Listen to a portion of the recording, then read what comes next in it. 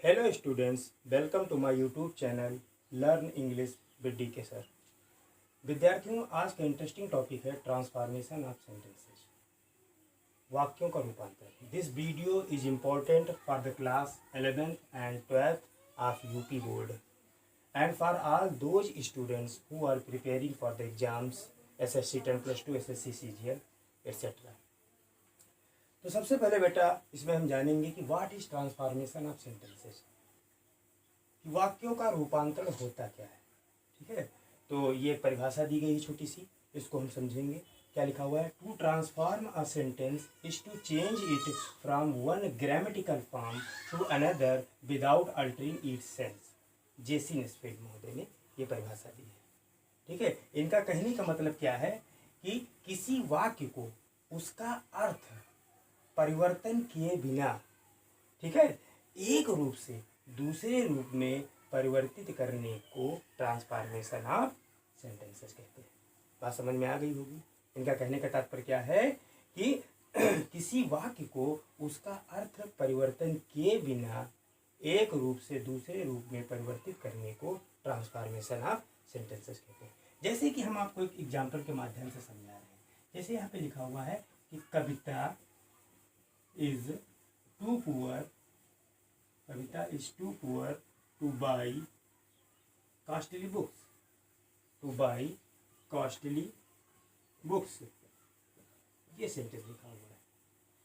ठीक है, अब ये सेंटेंस हमारा सिंपल सेंटेंस है। कैसा सेंटेंस है? सिंपल सेंटेंस है। ये सिंपल सेंटेंस है कि कविता इतनी गरीब है कि वो महंगी किताबें नहीं खरीद सकती है। अब व्हाट इज सिंपल सेंटेंस? अब इसी समय हम ये सीख लेते हैं कि सिंपल सेंटेंस होते क्या हैं।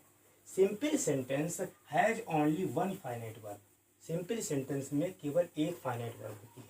आप इस पूरे सेंटेंस में देख लीजिए, इसमें जो वर्ब है वो केवल एक ही फाइनाइट वर्ब है, वो है इज।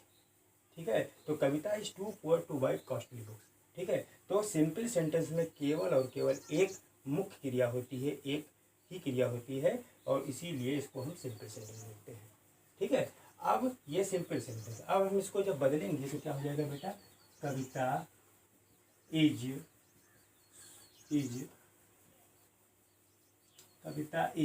ठीक है, Kavita is so poor that. अब कविता है तो इसके लिए प्रोनाउन हम क्या यूज करेंगे? See. That she can not buy costly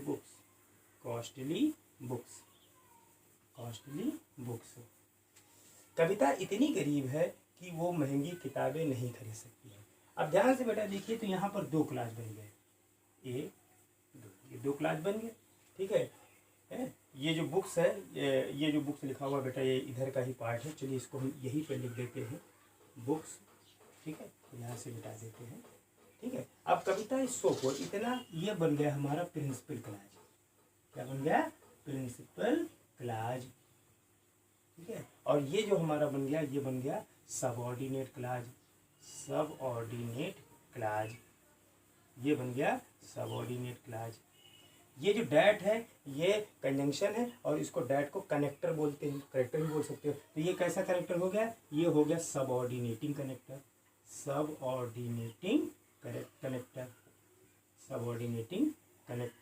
ठीक है, ये सबऑर्डिनेटिंग कनेक्टर हो गया। ये सबऑर्डिनेटिंग कनेक्टर हो गया। ठीक है, अब ये जो सेंटेंस हमारा बना, ये क्या बना? ये भैया हमारा बन गया कॉम्प्लेक्स सेंटेंस। क्या बन गया? Complex sentence. अब कॉम्प्लेक्स सेंटेंस क्या होता है ये भी आप समझ लीजिए। कॉम्प्लेक्स सेंटेंस में एक बेटा प्रिंसिपल क्लाज होता है और दूसरा सबऑर्डिनेट क्लाज होता है, और दोनों जो क्लाज होते हैं वो सबऑर्डिनेटिंग कनेक्टर या कंजंक्शन से जुड़े रहते हैं। ठीक है, ये होता है कॉम्प्लेक्स सेंटेंस का स्ट्रक्चर।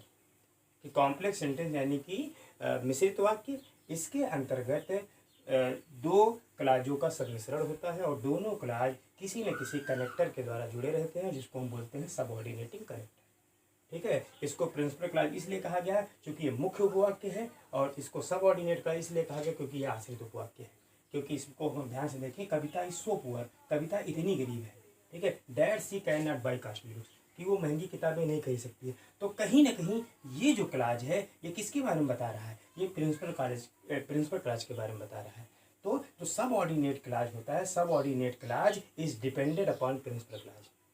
जो सब ऑर्डिनेट क्लाज होता है वो प्रिंसिपल क्लाज पर निर्भर करता है, but principal clause is not depended upon subordinate clause. लेकिन जो प्रिंसिपल क्लाज होता है वो सब ऑर्डिनेट क्लाज पर कभी निर्भर नहीं होता है, इसीलिए इसको मुख्य उपवाक्य बोलते हैं और इसको आश्रित उपवाक्य बोलते हैं। ठीक है, तो अब मैं आशा करता हूँ कि ये बात आपकी समझ में आ गई होगी। ठीक है, तो ये जो सेंटेंस हमारा बना ये बन गया कॉम्प्लेक्स सेंटेंस। ठीक है, और अगर आप ध्यान से देखिए तो इस सेंटेंस का रूप हमने देखिए यहाँ पर बदल दिया है। ठीक है, सिंपल सेंटेंस कैसे कॉम्प्लेक्स सेंटेंस में बदल गया है। लेकिन ध्यान से अगर ये भी बात आप देखिए तो इसका अर्थ नहीं बदला है।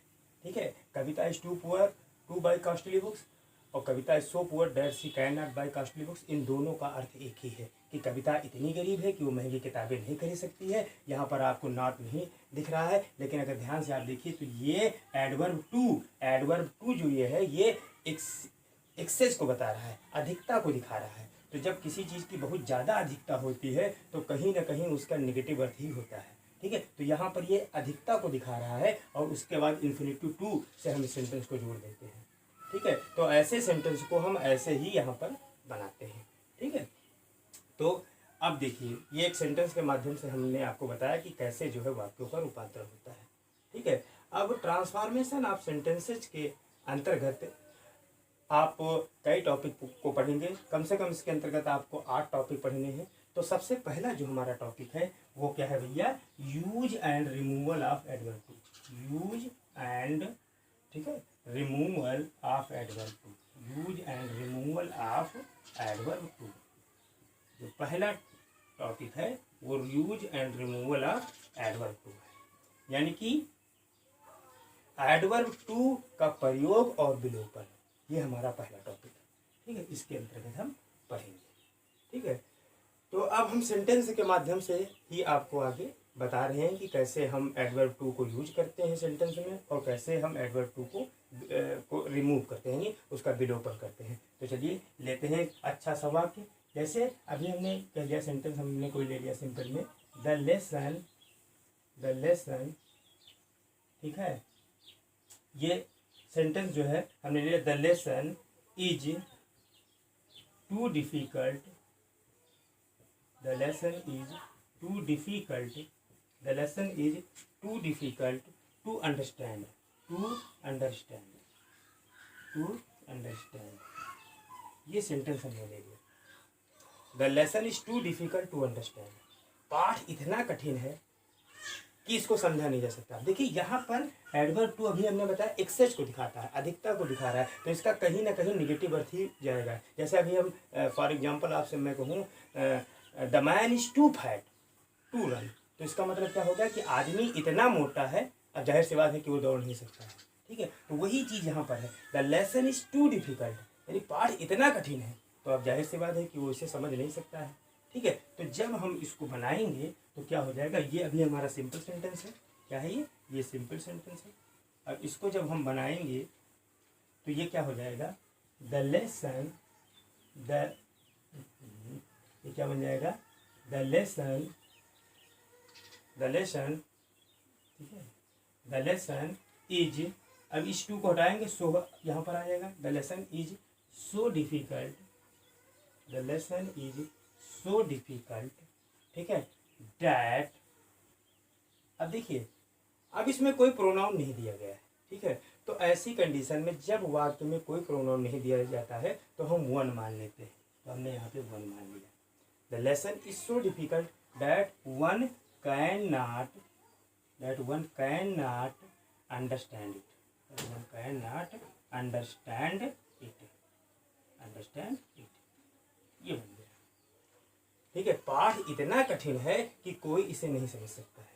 भाई किसी न किसी के बारे में तो ये बात कर रहा था ना कि the lesson is too difficult to understand, पाठ इतना कठिन है कि कोई इसे नहीं समझ सकता है, ये तो अर्थ था इसका। तो कोई इसे नहीं समझ सकता है, तो वही बात तो हमने भी कह दी ना, the lesson is so difficult, पाठ इतना कठिन है कि कोई इसे नहीं समझ सकता है। तो ऐसे वाक्यों को आप ध्यान से देखना, अगर कोई प्रोनाउन नहीं दिया होगा तो हम वहाँ पे वन मान लेंगे। ये बहुत ही इंपॉर्टेंट सेंटेंस है और ये कई बार यूपी बोर्ड में इंटर की परीक्षा में कई बार सेंटेंस आ चुका है बोर्ड परीक्षा में। और ऐसे सेंटेंसों को बेटा ऐसे ही बनाते हैं। ठीक है, अब हम दूसरा सेंटेंस लेते हैं। दूसरा सेंटेंस हम लेते हैं आपके सामने। जैसे हमने कह दिया the water is too hot. The water is too hot, ये हमने सेंटेंस ले लिया कि पानी बहुत अधिक गर्म है। ठीक है, अभी हमने बताया ना कि एडवर्ब टू क्या सोच करता है, एडवर्ब टू जो प्रदर्शित करता है एक्सेस अधिकता को, तो इसका क्या बन जाएगा बेटा। अब जब हम ये रिमूव एडवर्ब टू करेंगे तो ये बन जाएगा the water is extremely hot. क्या कह देंगे, the water is extremely hot, यानी पानी बहुत अधिक गर्म है। तो इस एडवर्ब टू को जब हटाएंगे तो हम एक्सट्रीमली लगा देंगे कि पानी बहुत अधिक गर्म है। इसका एक और तरीका है, इसका दूसरा तरीका क्या है, the water is hot beyond the proper limit. क्या बन जाएगा, the water is hot, the water is hot beyond the proper limit, beyond the proper limit, beyond the proper limit, यानी पानी एक निश्चित सीमा से ज़्यादा अधिक गर्म है।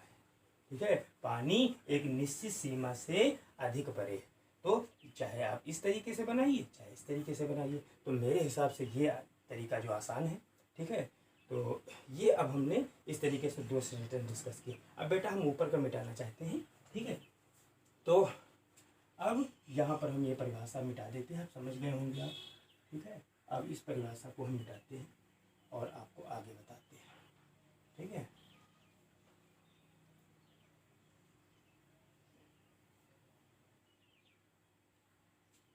अब देखिए और एक दो सेंटेंस लेते हैं। जैसे अभी हम कहें he is too busy, he is too busy to come, he is too busy to come. अब ये सेंटेंस सिंपल सेंटेंस है, वो इतना व्यस्त है कि वो नहीं आ सकता है। अब हम जब इसको बनाएंगे तो क्या बन जाएगी, जब इसको हम रिमूव एडवर्ब टू करेंगे तो ये हो जाएगा ही is so busy, he is so busy, that लगाएंगे। अब देखिए बेटा, कहीं ना कहीं ही के बारे में तो बात कर रहा है कि वो इतना व्यस्त है। कौन इतना व्यस्त है, वह इतना व्यस्त है कि वह नहीं आ सकता है। तो फिर ये ही के बारे में ही बात कर रहा है, तो हम यहाँ पर फिर से ही लिखेंगे डैट ही कैन नॉट कम। ठीक है, अब इसका अर्थ हो गया कि वह इतना व्यस्त है कि वो नहीं आ सकता है। ठीक है, अब देखिए अगर आपका सेंटेंस कोई मान लीजिए पास्ट में हो, ठीक है, जैसे अभी हम कह दें she was too fat to run, ये सेंटेंस मैंने ले लिया। वो इतनी मोटी थी कि वो दौड़ नहीं सकती थी। अब इसको जब हम बनाएंगे, अभी तक ये सेंटेंस आपका कैसा था, ये आपका सेंटेंस प्रेजेंट टेंस में था, अब ये वाला सेंटेंस आपका पास्ट टेंस में। तो इसको जब हम बनाएंगे तो क्या हो जाएगा, she was so fat, she was so fat, that लगाएंगे। ठीक है, अब देखिए इसमें भी सी के बारे में ही बात कर रहा है, तो she was so fat that सी, आप बेटा कुड नॉट लगा देंगे, कुड नॉट लगा देंगे, that C could not run, वो इतनी मोटी थी कि वो दौड़ नहीं सकती थी। तो आपने क्या सीखा इसमें, आपने ये सीखा कि यदि सिंपल सेंटेंस, ये कैसे सेंटेंस थे, ये आपके सिंपल सेंटेंस थे। ये कैसे सेंटेंस थे भैया आपके, ये सिंपल सेंटेंस थे। और जब ये बन जाते हैं तो ये कैसे बन जाते हैं, ये अभी हमने बताया कॉम्प्लेक्स सेंटेंस हो जाते हैं। ठीक है, तो यदि सिंपल सेंटेंस में इज हो, एम हो, आर हो, तो कॉम्प्लेक्स सेंटेंस के सबऑर्डिनेट क्लॉज में हम कैन नॉट लगाते हैं। ठीक है, और इसी तरह से यदि सिंपल सेंटेंस में आपकी जो फाइनाइट वर्ब या मेन वर्ब वाज हो, ठीक है, तो कॉम्प्लेक्स सेंटेंस बनाते समय सबऑर्डिनेट क्लॉज में हम कुड नॉट लगाते हैं। ठीक है, यानी हम कह सकते हैं कि अगर इज मिला, एम मिला, आर मिला, ठीक है, तो हम इसको किस में चेंज करेंगे बेटा, कैन नॉट में चेंज करेंगे। ठीक है, अगर आपको वाज मिला या वर मिला तो आप किसमें चेंज करेंगे, कुड नॉट में। ये बात आपकी समझ में आ गई होगी। ठीक है, यानी सिंपल सेंटेंस में अगर इज एम आर मिलता है तो कॉम्प्लेक्स सेंटेंस बनाते समय हम कैन नॉट, कॉम्प्लेक्स सेंटेंस बनाते समय सबऑर्डिनेट क्लॉज में हम कैन नॉट लगाएंगे। देखिए यहाँ पर हमने सबऑर्डिनेट क्लॉज इतना हुआ इसमें हमने क्या लगाया, कैन नॉट लगाया, ठीक है। और उसी तरीके से यदि सिंपल सेंटेंस में वाज या वर मिलते हैं तो कॉम्प्लेक्स सेंटेंस बनाते समय सबऑर्डिनेट क्लॉज में हम कुड नॉट लगाते हैं। देखिए यहाँ तक ये सबऑर्डिनेट क्लॉज है और इसमें हमने कुड नॉट लगाया है। तो ये बात आपकी समझ में आ गई होगी। अब इस पर आधारित एक दो नियम और हैं, वो नियम क्या है वो भी देख लेते हैं। इस पर आधारित जो है एक दो नियम और है, एक दो सेंटेंस और इस टाइप के हैं, इनको भी इसी समय देख लिया जाता है, ठीक है। तो चलिए शुरू करते हैं।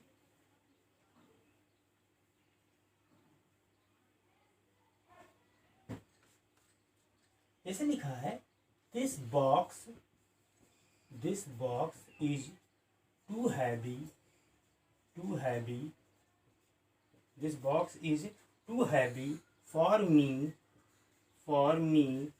टू लिफ्ट, ये लिखा है, फॉर मी टू लिफ्ट। ये कैसा सेंटेंस है, ये सिंपल है, ये सिंपल है। बॉक्स इतना भारी है मेरे लिए, बॉक्स मेरे लिए इतना भारी है कि मैं इसे नहीं उठा सकता हूँ। अब देखिए यहाँ पर एक चीज़ जुड़ गई फॉर मी, तो अब इसको जब हम खोलेंगे तो क्या हो जाएगा, this box is so heavy, this box is so heavy, ठीक है। अब यहाँ पर ये क्लॉज हो गया, डैट लगाएंगे। अब आप देख रहे हो फॉर मी, तो फॉर मी की जगह पर बेटा हम आई लिख सकते हैं, तो फॉर मी की जगह पर हमने आई लिख दिया, दैट आई। अब आपने देखा इज है तो क्या कर देंगे, दैट आई कैन नॉट, फिर left, that I can not lift it, कि मैं इसे नहीं उठा सकता हूँ, ठीक है। तो यहाँ से हमको क्या शिक्षा मिली कि यदि सिंपल सेंटेंस में आपका प्रोनाउन का, पर्सनल प्रोनाउन का फर्स्ट पर्सन का अगर ऑब्जेक्टिव केस आता है, फॉर मी, फॉर देम, इस टाइप में आता है, तो उसको सबऑर्डिनेट क्लॉज में, ठीक है, यानी कॉम्प्लेक्स सेंटेंस बनाते समय सबऑर्डिनेट क्लॉज में डैट के बाद उसको फॉर मी को आई कर देंगे। तो एक टेबल के माध्यम से हम आपको बता देंगे कि ये क्या चाह रहे हैं आपसे। अगर लिखा हुआ है फॉर हिम तो इसका हो जाएगा बेटा ही, यानी अगर यहाँ पर फॉर हिम मिला तो यहाँ पर हो जाएगा ही। अगर आपको मिला फॉर देम तो इसका क्या हो जाएगा, इसका बेटा हो जाएगा दे, ठीक है। अगर आपको मिला फॉर अस, ठीक है, तो यहाँ पर हो जाएगा बेटा वी, कहाँ पर, यहाँ पर हो जाएगा वी, ठीक है। इसी तरीके से अगर आपको मिला फॉर हर तो यहाँ पे क्या हो जाएगा बेटा, सी हो जाएगा, ठीक है। तो और भी जैसे जो भी प्रोनाउन बचे, ही, सी, इट, ने, आई। फॉर मी मिला, अभी आपने देखा फॉर मी मिला, तो फॉर मी का क्या हो जाएगा, आई, ठीक है। तो आई बी यू, फॉर यू का यू होता है, कोई जरूरत नहीं लिखने की, ठीक है।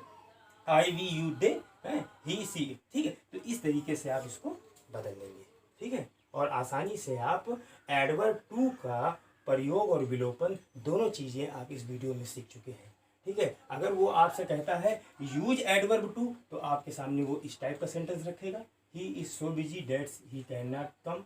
और आपसे कहेगा इसमें करिए यूज एडवर्ब टू, तो आप कौन सा सेंटेंस बना देंगे, आप ये सेंटेंस बना देंगे। अगर वो आपसे कहता है रिमूव एडवर्ब टू, तो आपके सामने ये सेंटेंस रहेगा और आपको ये बना देना है, ठीक है, रिमूव कर देना है एडवर्ब टू, ठीक है। ये देखिए, अगर आपका सेंटेंस प्रेजेंट में है तो ये संरचना बनेगी, अगर आपका सेंटेंस पास्ट में है तो इस तरीके से बनेगा, ठीक है। तो ये हमने आज आपको पहला टॉपिक इसका ट्रांसफॉर्मेशन ऑफ सेंटेंसेस का जो था use and removal of adverb too, वो कायदे से समझा दिया। और साथ ही साथ हमने आपको सिंपल सेंटेंस, कॉम्प्लेक्स सेंटेंस बता दिया। अब एक बचा है कंपाउंड सेंटेंस। कंपाउंड सेंटेंस बेटा क्या होता है, आप इसको समझ लीजिए। कंपाउंड सेंटेंस में एक प्रिंसिपल क्लॉज होता है और दूसरा कोऑर्डिनेट क्लॉज होता है, यानी एक मुख्य उपवाक्य होता है और दूसरा समानपदी उपवाक्य होता है। जैसे एक सेंटेंस के माध्यम से हम आपको बताते हैं, सेंटेंस के माध्यम से हम आपको बताते हैं। जैसे मान लीजिए यहाँ पे हम लिख देते हैं सेंटेंस को, ठीक है, यहाँ पे हम लिख देते हैं सेंटेंस को, ठीक है। ये सेंटेंस हमने मान लीजिए लिख दिया यहाँ पर हमने सेंटेंस लिख दिया, ठीक है।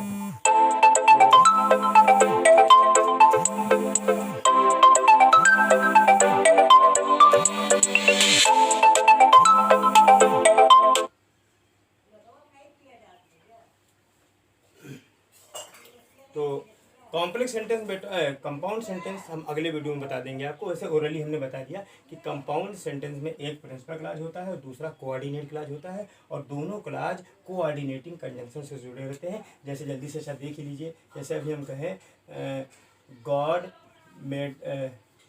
Made the country and man made the town. God made the country